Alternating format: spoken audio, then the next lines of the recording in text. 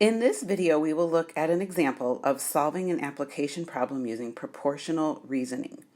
Christine has a full-size tree and a young tree in her backyard. She notices the shadows of the tree and realizes the ratios of the shadow height to tree height are proportional. So first we have to make sure we understand what that means.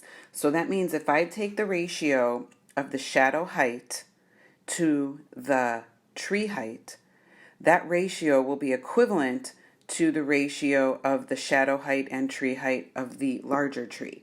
So if I take the small tree shadow and compare it to the small tree height, that ratio should be equivalent to the large tree shadow compared to the large tree height.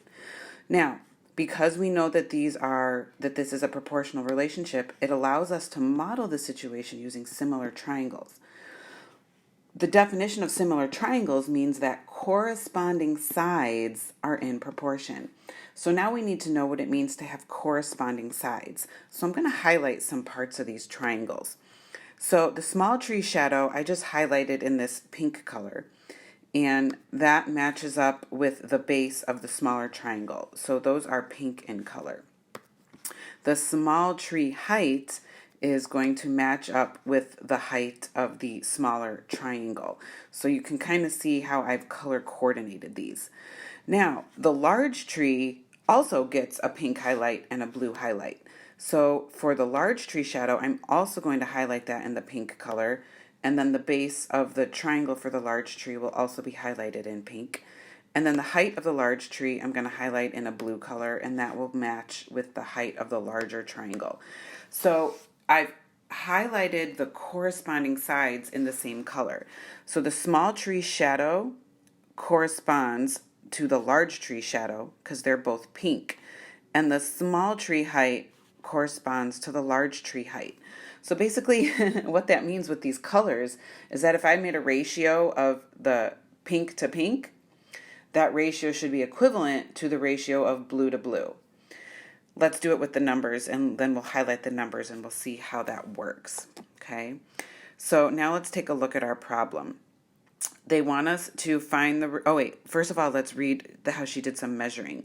She measured the shadow heights and found that the shadow of the young tree is 6 feet, which means I can then label the base of the smaller triangle as 6, and the shadow of the full-size tree is 21 feet, so I can label the base of the larger triangle as 21. So we need to find the ratio of the shadow of the young tree length to the shadow of the full-size tree length.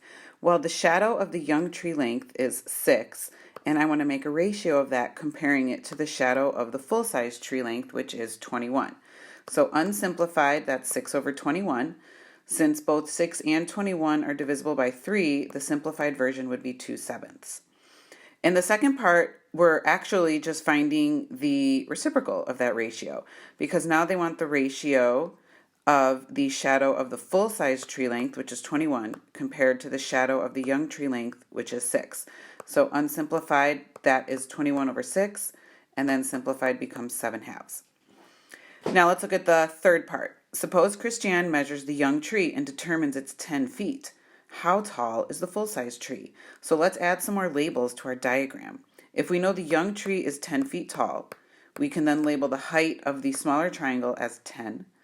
And the problem is asking us to determine how tall the full-size tree is. So I put a big red question mark next to the height of the large tree.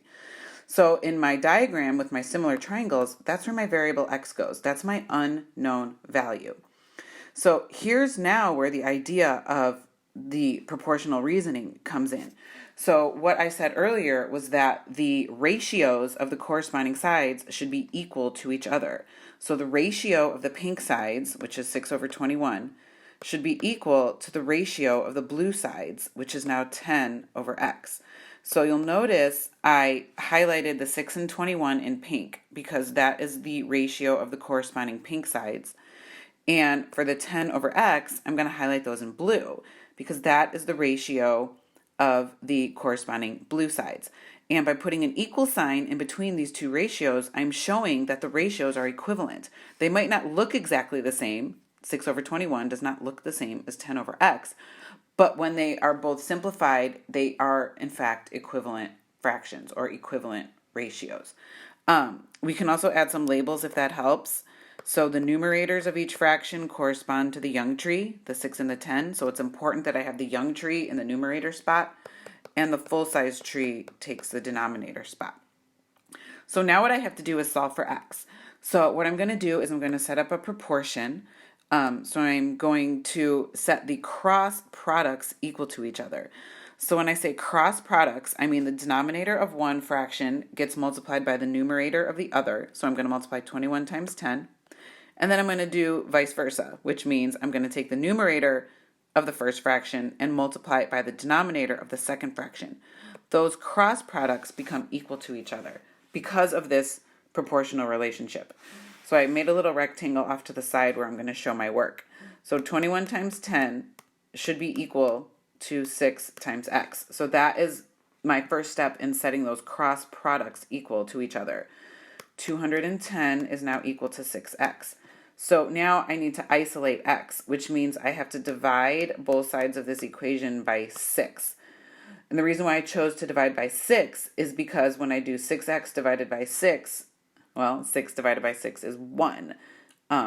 So I will have the x variable isolated. So on the left side, I have to do 210 divided by 6, but on the right side, I'm left with x isolated. So just x, because 6 over 6 is 1. When I divide 6 over 6, I just get the 1x because 6's are common factors. And then I divide 210 by 6, and I get 35. So my answer to this part of the question is that the full-size tree must be 35 feet tall. I know there's one more part of this question. I'm going to continue that in a second video, so look for part 2.